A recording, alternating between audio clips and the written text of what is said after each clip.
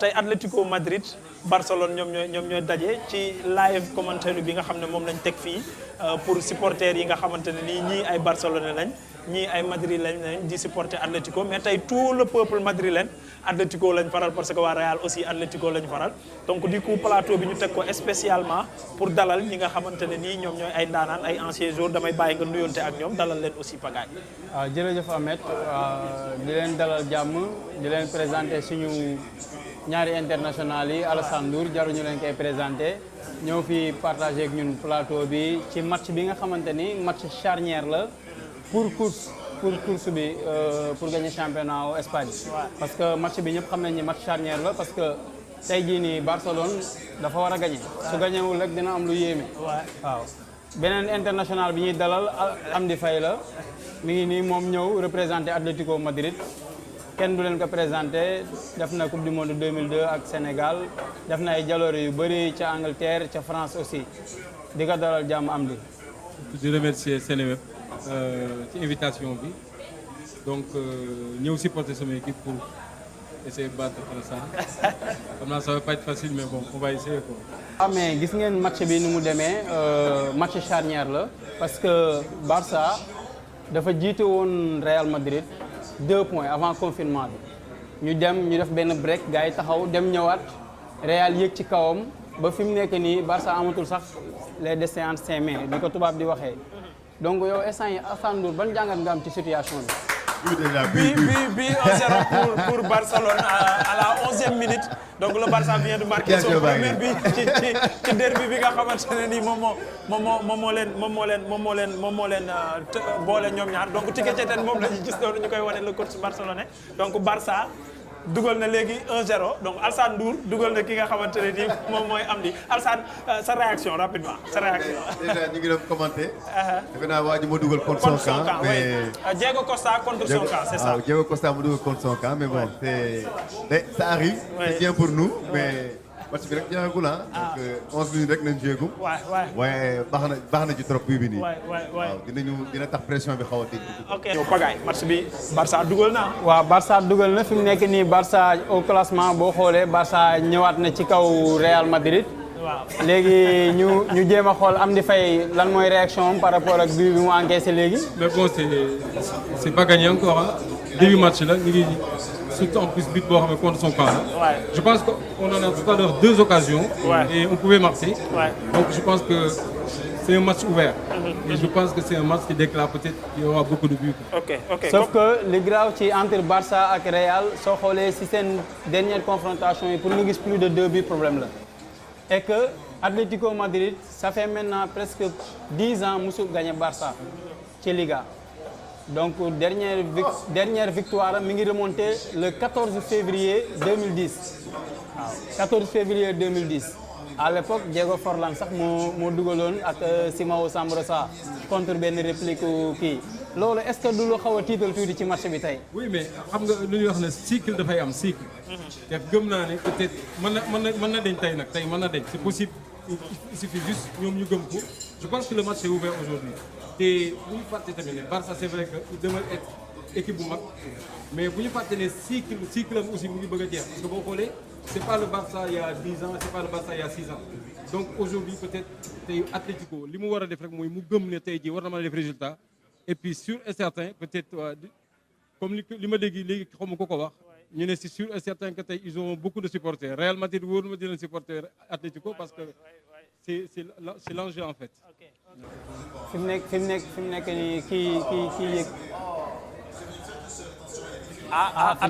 attention penalty Atlético am na penalty actuellement ci match bi. nous sommes à la 14e minute. Alassane Ndour vraiment Alassane Ndour a ngi dal ci kaw Piqué nag mi ngi dal ci kaw Piqué. Alassane Ndour Piqué lan la waroon def ci action bi. mais boo xoolee Alassane aussi c'est pas trop sa faute hein parce que boo xoolee Vidal moo def penalty. Ok, par exemple, Piqué def faute au début de l'action. Il faute comme ça carton parce que c'est pas le dernier défenseur. Diego Costa au moins début de match peut-être doo jël carton. Diego Costa dafa raté penalty Diego bi Costa moom defe naa ci ñun la far le tey. Barcelone reste en vie comme ni ñu koy waxee donc Diego Costa Ter Stegen l'un des meilleurs gardiens au monde dafa arrêté penalty bi Alassane dañuy wax daf ko arrêté wala daf ko raté. da ko arrêté. daf ko arrêté ba pare kii raté ko. am di tu vas pas dire la même chose dama laaj Alassane ndax Diego Costa dafa raté penalty bi wala Ter Stegen dafa arrêté penalty bi. il a raté parce que il a mal tiré. dafa arrêté penalty. ah Ter Stegen a arrêté donc Ter Stegen moom moo def li ko waroon. ok c'est ça. dañuy retiré waat penalty. ah y a problème. waaw dañuy xool VAR su fekkee dafa génn. c'est ça non benn tànk bi dafa war a nekk ci ginnaaw ligne bi benn tànk bi nekk ci kanamu ligne bi alors que bi au moment bu tir bi ñaari tànk yi génn nañ ci ligne bi quoi.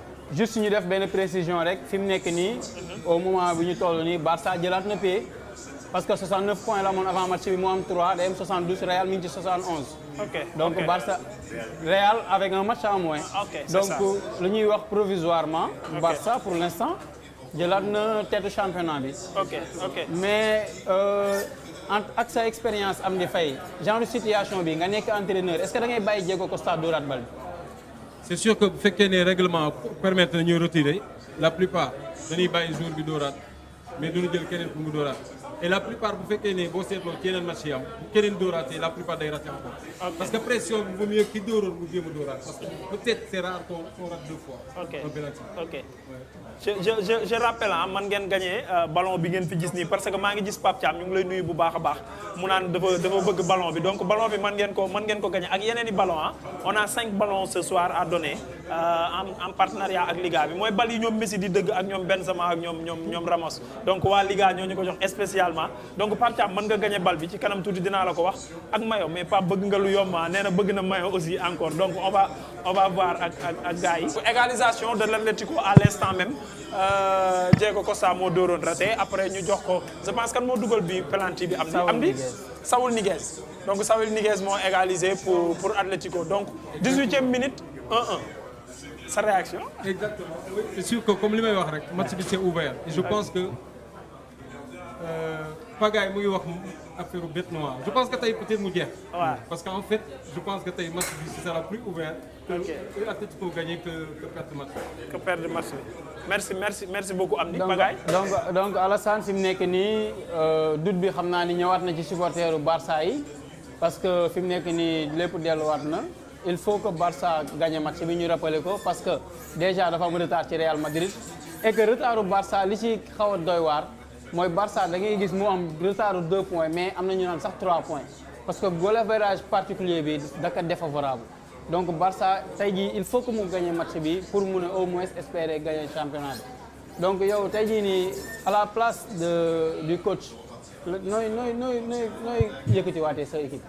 match bi c'est ouvert ah Espagne match yëpp c'est ouvert donc premier bi day door ndaare bi day door premier bi parce que foofu dañuy football donc derby la nag parce que ñoom tamit ñu ngi bëgg jouer Champions League pour déwén donc dañuy soxla ay points Barça soxla na ay points donc match bi du yem ci ñaari but yi rek de dina am yeneen but donc dina nekk match bu tijjeeku léegi dañu continuer jouer rek bu ñu reculer comme nu ñu commencé nañ ko continuer et puis peut-être que Messi dina débloquer situation bi.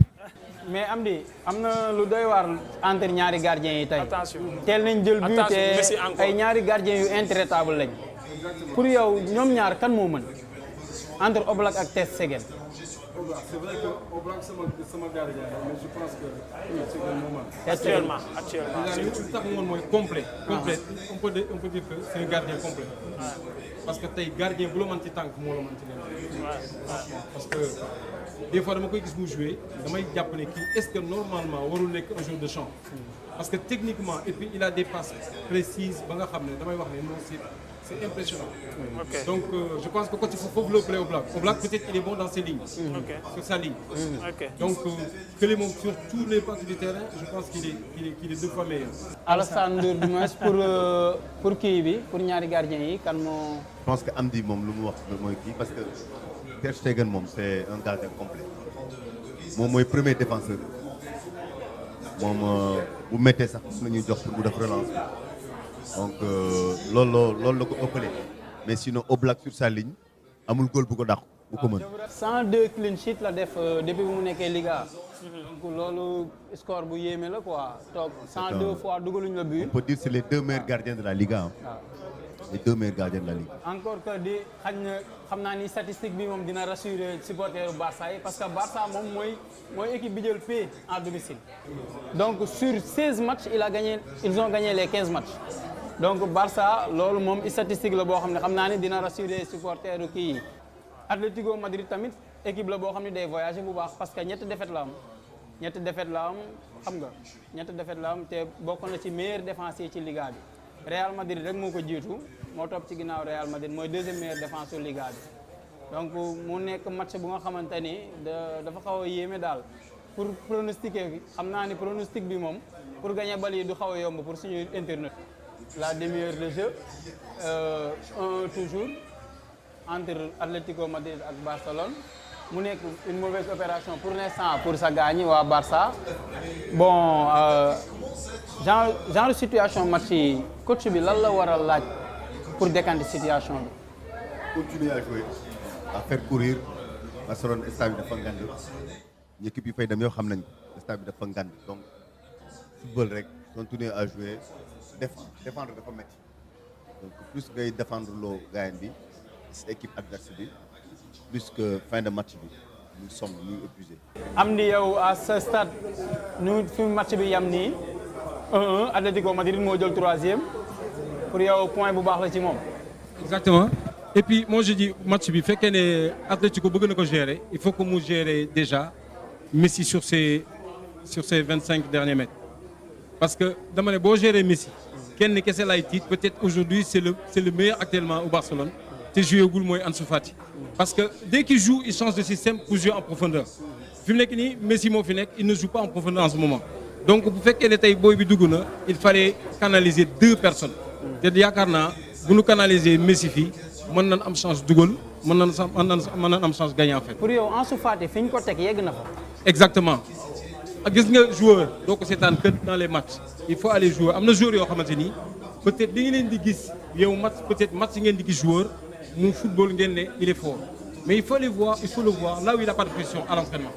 ci nga mën a xam lan mooy footballeur boo seetee Ansu Fati à l'entraînement moi j'ai l'impression bu ma seetaanee directement Barcelone dama ne Ansu Fati il a au moins 30 ans et les autres ils ont 20 ans dafa mel ni moo leen mag. ok ci maturité quoi. mais j'ai jamais vu ça.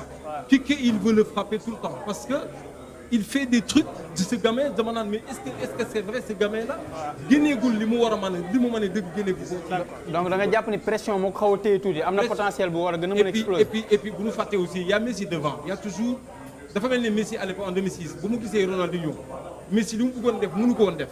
mais d'accord nga ni Barça nekkatul Barça que Barça instant yi vraiment perte nañ de leur super. am toujours ay cycle comme ni ko am di waxee mais tamit équipe yi dafa am lu ko manqué lu bare. pour yow nii lan moo manqué Barça pour mu nekk Barça bu Xavi Iniesta Deco. li leen manqué mooy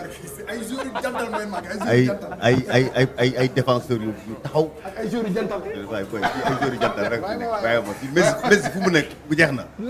mais problème mooy déglu défenseurs yi ñoom Piqué yooyu foog ñu changer leen ay défenseurs yu baax yoo xam ne mën nañoo xeex comme booy français bi nii. boo ci amee beneen waaw Langlais. boo ci amee beneen lancé booy fàtte. ut beneen joueur beneen attaquant Suarez tamit mi ngi jeexal.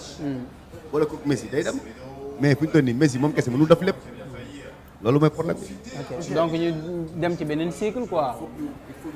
changer équipe bi quoi. renouveler indiwaat lu bees. yow kon booy yow problème parce que dama toog fële fee mooy waaw kon dama toog fële. man faral ma Barça. boo ko mënoon toog fële. man je préfère Atlético sax nag. waaw mais dama toog fële. am na ci équipe. am na ci équipe mais je préfère Atlético.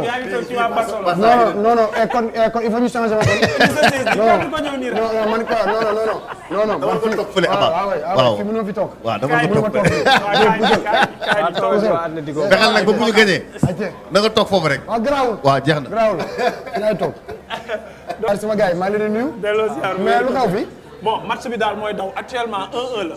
donc 1-1 bi xam naa ne yow da lay arrangé parce que fans Real nga quoi. waaw Barça moo njëkk a dugal. Atlético égalisé donc ñu ngi nii en live sur Seneweb.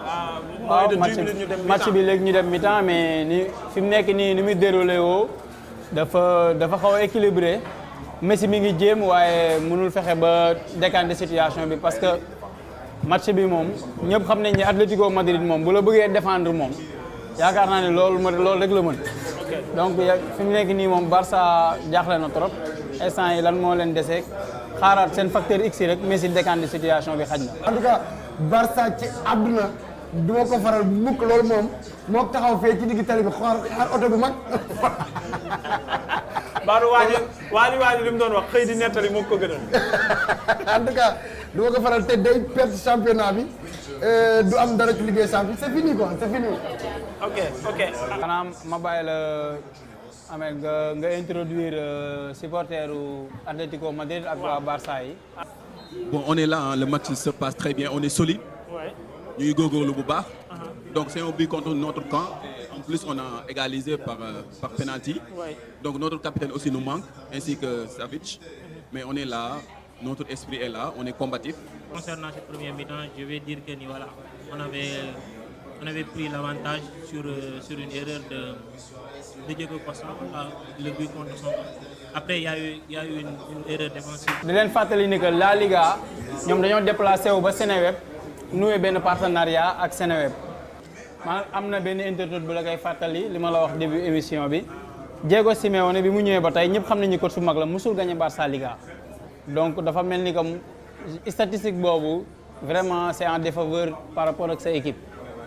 mais tey mën na changer parce que tey boo xoolee. c'est que il faut nga wax ma lan mooy tax mu changer tey. li tax muy changer mooy déjà c'est la première fois li xew nii muy pandémie bi am nii supporter nekku fa donc les joueurs ils ont moins de pression. donc loolu dina jouer lu bari corona am na lu positif tey. donc dina peser lu bari parce que tey jii imaginez avec 80 000 spectateurs. ok tey dina leer na tey Messi day gën a surmonter encore. ok donc tey aujourd'hui day mel ni peut-être ils sont dans leur terrain d'entraînement. mais même biir Atlético Madrid bi Simeone ñëwee ba tey gagné wu fa Barça. oui mais loolu dafay am bête noire dafay am. am nañ seen bopp. bête noire dafay am léeg-léeg nga football ci benn championnat boo xamante ni doo mas a gagné benn équipe loolu dafay am. xëy na peut-être c'est le cas d'Atlético. Alassane c'est la pause gis naa la nga ñaxtu ci Piqué lu bëri bon gis naa la nga ñaxtu tamit ci Suarez lan ngay reprocher Piqué ak Suarez. des joueurs vieillissants. Barça foog mu renouveler. comme ni mu def tey indi benn boy numéro 20 bi la. Riqui Puig. waaw yooyu ñoo war a commencer di gën a ñëw. comme le Real de Madrid. donc yow instant yi d'accord nga Piqué ak Suarez dem ci banc bi. bien sûr boo bëggee am vitesse bëgg am profondeur parce que yëpp ci Messi lañu ñëw mais Messi il faut parfois muy libérer en profondeur mais Suarez mënatul dem profondeur dëgg la tamit en défense amul vitesse bu gisee ne joueurs yi la plupart du temps entraîneur yi bu ñuy jouer contre Piqué chaque fois gars yi dañuy wax gars yi ñu dem en profondeur parce que amul vitesse te défenseur bu amul vitesse léegi loolu amul léegi défenseurs yëpp c'est les gars qui vont le plus vite. mais Piqué musul am vitesse ci jeu même bi muy briller lan moo changé entre temps si vitesse am dafa wàññeeku ba muy jouer. parce que intelligence la doon gën a jouer dafa wàññeeku nag ci lu bëri xam nga nag. gars yi ñu ñëwaat un peu ci match bi laaj Ousmane laaj Alassane Ndour man Ousmane rek laa koy wax dina ma mbéj laaj Alassane Ndour techniquement qu'est-ce qui n'a pas marché ci cadre Barça. mais dafa leen manqué vitesse rek comme lu may wax jeu bi dafa leen manqué vitesse te Barça dafa appuyé trop ci Messi donc à part Messi il se trouve beneen joueur il faut que ñu am yeneen joueur mais Alassane nag yaa ngi ci ay problème nag. ñëwaat xam nga indi yeneen affaire comme ay Ansu Mané ay yooyu il faut que Barça defaraat bàyyi ma nga Alassane mu ngi ci ay problème équipe bu toll ni équipe Barcelone nga benn joueur nga naan kenn joué wul ci moom. mais loolu c'est un problème moom rek mooy joué justement il faut ñu am diversité Barça bu amul diversité du baax Barça ba muy doon Barça dëgg da ngay gis day am ay ndaanaan day am ay Ronaldinho ay Xavi ay Iniesta ay Eto'o ay mais Messi rek ngay gis. Messi rek moo fi ne. mais c'est quoi le problème ak Griezmann parce que Griezmann bi ñu koy recruter Atlético c'était un joueur de classe mondiale. Griezmann du joueur Barcelone du ñëpp ñoo fa mën football. donc da nga jàpp ni Griezmann mënu jouer Barça. Barcelone ñaata joueurs ñoo fa ñëw joué wuñu. mais Griezmann c'est un grand joueur. non c'est pas un joueur du Barcelone. ça peut être un grand joueur mais du joueur Barcelone style Barcelone. Griezmann du joueur. lan moo ko manqué pour mu dugg ci style Barcelone. techniquement déjà. il n'est pas top techniquement. techniquement déjà du joueur amul voilà techniquement système de jeu Barcelone dafa loolu foog nga jaar ci centre wala tamit foog nga nekk ndaanaan dëgg pour ñoo imposer ko te bëriwul nag ñu bëri ñu fi jaar Barcelone réussir ñu.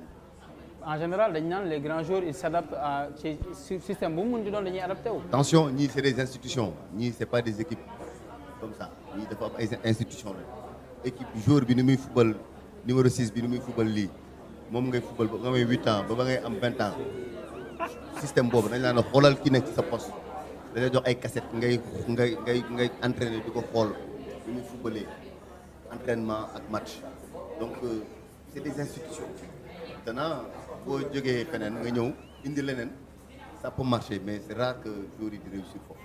Amdi yow lan mooy sa position par rapport ak première période bi. Première période je pense que Atlético géré na situation bi je pense que aujourd'hui le plus dangereux il a été toujours dangereux c'est Messi bu ñu ko canaliser je pense que tey dinañ mën a def seen match normalement parce que comme li Alassane wax li leen manqué tey moom mooy profondeur te je ne comprends pas des fois l'entraîneur mooy choix yi muy def muy dafay def koy équipe boo xamante ni ils peuvent manier le ballon mu ñëw dugal Arthur Vidal pour mu xeex mais tey yow yaa ngi jouer sa domicile yow peut-être am nga chance am monopole ballon nga dem encore football encore Vidal bàyyi ay jours ci biti offensif yoo xamante ni tey di donc des fois c'est des choix yoo xamante ni on peut pas comprendre des fois entraîneur lu muy def donc mais c'est tant mieux dama wax tant pis pour eux et tant mieux pour Atlético Madrid parce que tey xam naa bu ñu commencé football loo booy Ansu Fati c'est sûr que profondeur dina am te peut-être on risque de prendre des buts. Sinon par rapport ak le cas Griezmann c'est vraiment cas la ci Barcelone lan nga ci xalaat pour yow dafa waroon toog Atlético Madrid. waaw xam nga des fois xam nga loterie la entraîneurs yi wala ses dirigeants bu ñuy jël joueur ils pensent que li mu war a mën a def équipe bi mën na ko def bokkul xam nga tey boo xoolee tey équipe Atlético Madrid ñoom seen li ñu basé ci football mooy physique et puis dur te xam nga loolu amul Espagne Simeone moo ko andi foofu mooy équipe bu dur boo xoolee il est constant ci li muy def ay années presque 10 ans muy constant ci lan mooy dur du jël mu jour bu nooy jour buy dem au mastic la bëgg léegi nga jël un Griezmann nga xam ne équipe yëpp day travailler pour moom mu Atlético nga xam ne doo ci gis kenn koo xamante ni dina def ay gestes techniques yoo xamante ni maanaam ñu c'est football collectif la ñuy def football collectif la à base de rigueur ak ñoom seet nga jël un Griezmann muy dugal de temps en temps kooku boo ko indee Barcelone bi nga xam ne de petit pipi yi ngay commencer loolu ñuy wax manier le ballon bu fekkee ne tey amoo sa wala tiki taka wala bu fekkee ne tey kooku amul notion boobu nga bëgg ko football noonu même gis nañ Griezmann boo xoolee ni muy footballé Atlético noonu la doon footballé équipe nationale France léegi boo bëggee ñëw andi kooku di ko footballoo Barcelone ci collectif bu mel nii mais du dem loolu mooy problème. man li ma xaw a jaaxal ci Atlético Madrid dëgg la naw ngeen Simeone mais Simeone moom dafa yor ay joueurs yoo xam ni techniquement dañoo am potentiel lan moo tax du privilégier jeu bi parce que tey jii soo seetaanee Barça n'est pas très dangereux ci match bi mais Atlético waroon na mën a am assise contrôle match bi parce que am na potentiel boobu techniquement mais tout le temps il préfère se regrouper lan moo tax Simeone di adopter. mais boo xoolee mu gis nga def na classement boo xamante ni deuxième mi-temps nga koy xam mooy gis nga mooy Costa il essaie de fatiguer la défense deuxième mi-temps mu indi ñoom Morata pour doggale boo xoolee remplaçant yi toujours ñooy def différence boo xoolee Atlético vitesse dañuy jouer après day génne Carrasco moom fa nekk di téye bal pour doggali défenseur léegi xool après lu muy def mooy jël les gens qui vont en vitesse mu ñëw dugal leen léegi problème bi gis nga ni muy def day ñëw défendre ba ci biir zone pour attendre muy contre attaque xam na ne ñi nekk ci gannaaw à part peut-être l'anglais à part l'anglais que ni day sox encore expérience lay demee. waaw match bi démarré waat na Barça moom ñu leen di fàttali dafa am obligation de résultat tey parce que Real Madrid daka rawee 2 points il faut que mu gagner match bi pour au moins continuer espérer sinon dafa nar a griller beneen jockey te ragal naa mu ñàkk championnat bi su gagnewul match bi. Barça am na penalty. Barça am na penalty. donc Messi marque la Panenka 2-1 pour le FC Barcelone. bon Amdi gis naa la ngay discuter ci penalty bi bon je pense que am na contact wala loo ci xalaat. non y a pas de contact là lii moom l'arbitre au moins il aurait dû aller voir mu dem xool VAR mais lii y a pas contact. mais lii nag du tey parce que Messi il faut que ngeen xam ni que Messi bii moo nekk 26e but bu mu dugal Atlético Madrid. donc Messi moom obligé. ah moom mooy bête noire Atlético 26e but am. ñoo bëgg di ñu jënd lu romb ñu jënd match bi moo jeexagul match bi jeexagul nañ seetaan non xam naa ni moom Alassane Ndour bu ñu ko joxoon Barça Suarez ak Piqué lay njëkk jaay.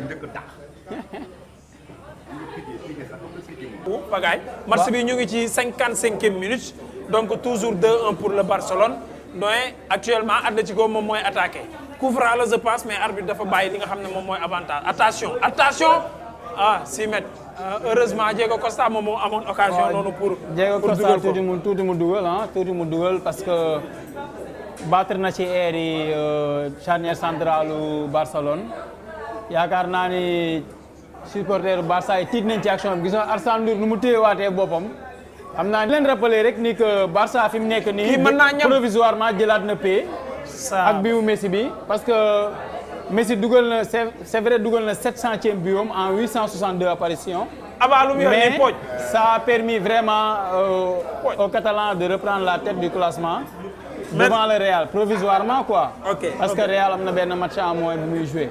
Nous sommes à la 58e toujours Barça mène 2-1 grâce à Lionel Messi. Pagaye. waaw Barça pour l'instant ma leen rappeler rek jëlaat na tête classement bi. deuxième mi-temps seen xolu supporters yi xaw na fii xaar tuuti. mais rien n'est encore gagné parce que Atlético Madrid dafa am ay argument. beneen volume la indi Semedo. dafa am ay argument pour def lépp parce que ku xam Atlético Madrid xam ni que seen coach mooy seen fort te seen coach ku ko xam ni mental la.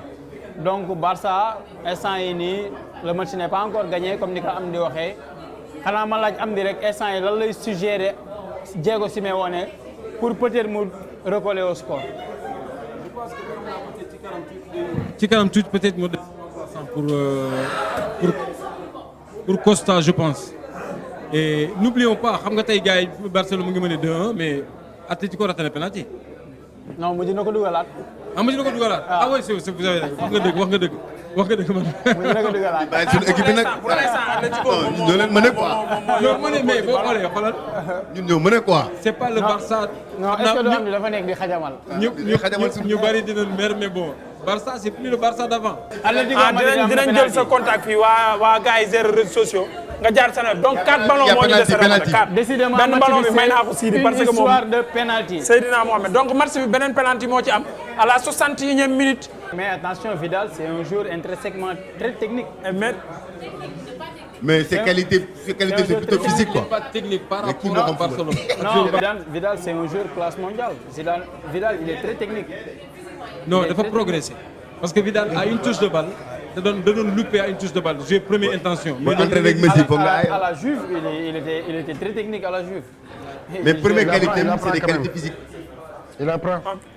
ok gars yi bon xam nga football en général mais si entraîné ak moom da ngay ay. non attends football en général techniquement si tu es fort sooy def ay effort physique gars yi dañuy gis sa technique loolu moom loolu dafa am ci football sooy def ay nañ pause fraîcheur donc 15 minutes moo des ci match bi c'est une très mauvaise opération jusque là pour waa Barça. Alassane Ndour lan nga joxe instant yi soo rekkoon coach looy joxe parce que 15 minutes moo la dese da nga soxla résultat immédiat looy joxe.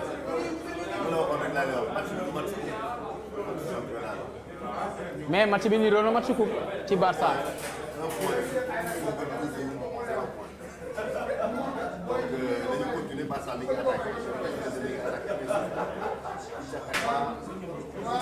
donc ils attaquent pas verticalement ils attaquent horizontalement li ñuy jouer nii rek mooy ils ne cassent pas les lignes et ça c'est un problème donc nañu continuer avec Messi peut-être que dinañu defal benn génie. mais pourquoi entraîneur Barça bëgg kon ne di insister parce que da ngay gis ne que Suarez dafa mel ni sonn na pourquoi ñu bëgg di insister. j'ai l'impression qu'il y a rien sur le banc de touche. J'ai l'impression parce que non, je ne comprends pas. Griezmann mi ngi foofu à 10 minutes de la fin 15 minutes dugul sax dugal au moins mu am beneen fraîcheur donc même si je ne suis pas pro Griezmann mais instant bi nii le joueur commence à être fatigué mais indil beneen 109 pour créer un peu comme coach kii lu mu def dugal Phillips donc mais bon parfois doo comprendre sunu entraîneur bi. Amdi yow tactique bi nga pronostiqué woon Diego Simeone def na ko mais ba tey fayagu ko dara. changé na ñu ngi xool Costa génn na léegi Morata dugg na actuellement vu que ñoom ñoo yor position ballon léegi ñu ngi xaar contre léegi pour Morata ak Félix peut-être ñu mener les comptes pour peut-être jéem a changer match bi. bon match bi reprendre na 2-2 13 minutes moo des ci match bi mais pourquoi joueurs sénégalais yi bëriwuñu championnat Espagne. Espagne dafa nekk championnat boo xamante ni physique bi bëriwul ci sax. ñu xool Ousmane rigole. Alassane Ndour mi ngi ñaxtu dafa mel ni dafa yàkkamti woon gis Ansoumana Fati dugg donc Alassane ñu jox la parole. bi muy dugg c'est un peu tard il y a 7 minutes. mais lan moo mën a pousse coach bi ba mu téye atuwam nii ba heure bii. coach bi kenn xamul choix yi muy def normalement tu as besoin de points. passante bi baax na mais tant que tu ne casses pas les lignes verticalement tu n'avances pas et il faut des solutions. Tu as un joueur comme ça qui va très vite dans l'espace nga xamante ne mën nga ko utiliser dans l'espace pour créer le surnom. Tu le mets sur le banc et tu le fais jouer 6 minutes. Je ne sais pas s'ils veulent pas peut-être brûler les étapes pour lui, mais actuellement je dis c'est le meilleur joueur de Barcelone. Ansu Fati, c'est le meilleur joueur. merci beaucoup Papa Diagne merci beaucoup ki nga xamante ne nii moom mooy Amadou Gano. 5 minutes moo des pour Barça jéem a récolter beneen but pour espérer romb ci kanamu Real. bon Alassane mi ngi kaas ci Griezmann ak Ansoumana Fati lu ñu yéex a dugg. 10e minute yow sur le point ngay dugal sa isot. sur le choix du coach c'est pas des choix yoo xamante ne convaincants. Tu as besoin de vitesse, tu as besoin de fraîcheur. Tu amènes tes gars à la 90e minute pour faire quoi? Un gars comme Griezmann, il va se racheter. Il se rachète, il joue contre son ancien club. Ça voilà. va faire source de motivation. Ça motive ça à 200%. waa Atlético donc match bi tas na 2-2 occasion la boo xam ne on va donner pagaille taye 2-2 seetaan ngeen match bi Alassane Ndour 2-2 Barça dafa mel ni match bi résultat bi logique na parce que Barça deful tamit lu tax mu gagné match bi peut-être. ma ne fi loo xamante ne mën na gagné match Barça wax dëgg yàlla tey su may wax félicité coach Atlético bi lay félicité parce que tactiquement dafa jàngal coach Barça tactiquement vraiment boo gisee 2 lignes de 4 yu mu teg. Ils ont joué bas en zone parce que Barcelone loolu la boo joué ak moom da ngay joué en zone da ngay banque jox leen bal bi tôt ou tard nañ la ko delloo parce que amatul joueurs yi yu fa nekkoon comme ay Iniesta ay Xavi ñoo xamante ni ñoom loolu banque ñoom dañuy wàññi benn ñaar créer situation amatuñu joueurs yooyu donc seen passe yëpp dañuy passe latéral donc amuñu kasewuñu ligne donc entraîneur Atlético bi moom vraiment chapeau quoi mais bon 1 point tamit baax na. waaw 1 point baax na mais Real mooy leader toujours avec un match en moins aussi. waaye Real dese na ko ay match donc Real mën na porter totalam à 4. waaye mën na bàyyi foofu tamit ay points. donc pour yow. am di fay pour yow score bi c'est logique. c'est logique c'est normal hein. et puis damay wax ne man jàppoon naa ne comme li nga doon wax naan mooy bête noire bi 10 ans yooyu. Je pense que tey mënoon na deñ parce que y a pas assez de pression aujourd'hui ñoom mënoon nañu ko def franchement boo xoolee Atlétique ni mu doon footballé sax ak contre defu ko tey parce que mu ngi doon am lu mu ragal ci gannaaw affaire yu mel noonu mais sinon il pouvait gagner ce match là parce que comme Alassane li ma wax boo xoolee Messi kese moo ci nekkoon en danger Suarez on l'a pas vu et puis en profondeur amuñu ko woon tey kon tey ñoom normalement waroon nañu def essayer semblant de défendre et d'un coup porter les trucs les contre en avant pour jéem a essayer. donc Atlético su gënoon audacieux. mënoon nañu am dara exactement et puis je sais pas xaw ma petite affaire confinement mais boo ma saa gis seen remplaçant yi dugg à chaque fois da nga doon gis ils étaient excellents mais boo xoolee tey jii Morata ni mu duggee dafa mel ni ku yaru affaire yu mel noonu donc peut-être confinement bi moo téye gars yi ba léegi ci affaire physique affaire yu mel noonu quoi. waaw ñun ñooy gagné parce que ñun tamit équipe bi ñu am du équipe bu fort noonu équipe la bu xaw a faible donc ñun bu ñu ñëwee dañuy dóor rek daal di rewewaat gars yi ay points yu bari mais avant may wax dara damay wax merci encore une fois la Liga parce que cette année dama bokkoon ci influenceurs yi nga xam ne dañ leen choisiroon au Sénégal fii pour ñu yokk Liga bi li nga xam ni moom mooy promo fii au Sénégal donc maa ngi leen di sant bu baax di leen gërëm ci loolu et puis di sant waa Senweb ñoom aussi ci initiative bi lii dafa rafet. ambiance bi ma ñëw man ñoom ñoo tax ma xam Dream man fii mosuma fi ñëw donc yéen tax ngeen ma xam ko tax ma ñam seen lekk donc maa ngi xalaat ban jour lay ñëw ànd ak sama waa kër ñëw fii donc lii daal mu bañ fi yem parce que man su amaatee buñ ma invité suñu ma invité wu yëpp man damay ñëw waaw donc vraiment mu ngi nice quoi cool na sant naa leen gërëm naa leen bu baax a baax a baax merci beaucoup Alassane nga tàggatoo laataa may jox Amdy ak Aba merci beaucoup c'est vraiment initiative bi baax na trop merci beaucoup donc ñi leen di féliciter waa Seneweb donc di féliciter aussi waa Liga tamit ci accompagnement bi lii rafet na ñëw wax football Kaffrine supporter suñu équipe donc beneen boo leen ñëw rek bu leen invité bu leen invité Aba parce que Aba day yàq émission yi day yàq émission yi merci xam nga boo leen commencé def ay match nawetaan ngeen invité Aba waaw lii loolu yow merci beaucoup Alassane grand Amdy ñu bàyyi la nga tàggatoo ñu ngi remercier en tout cas Seneweb merci beaucoup li ngeen def nii en tout cas vraiment man du ma def lu rafetlu ko lii mooy débat d'idées te lii lan di war di wax à chaque fois au lieu des fois ma gis sama rakk yi ndaw ay sénégalais nekk ci internet di parparloo di saaga di def yi loolu jaru ko da ngay wax sa xam-xam ci football bu fi bëgg nga xam-xam bëgg nga football soo bëggul football bul wax ci football moo gën boo nekkee fans Sadio Mané bu ñu laalee Sadio Mané demal xool kooku la mu wax boo xoolee bu ne fans Cheikhou Kouyaté da nga xool lan la wax nga def débat d'idées nga ñëw taxaw nga ne non sama jour kat nii la mel may jox ñu mu tudd ci juste rek conseil pour sama rakk yi nga xam ne nekk ci internet di wax lu ñaaw à chaque fois football débat d'idées la sax xam-xam nga wax ko et puis un point tiré.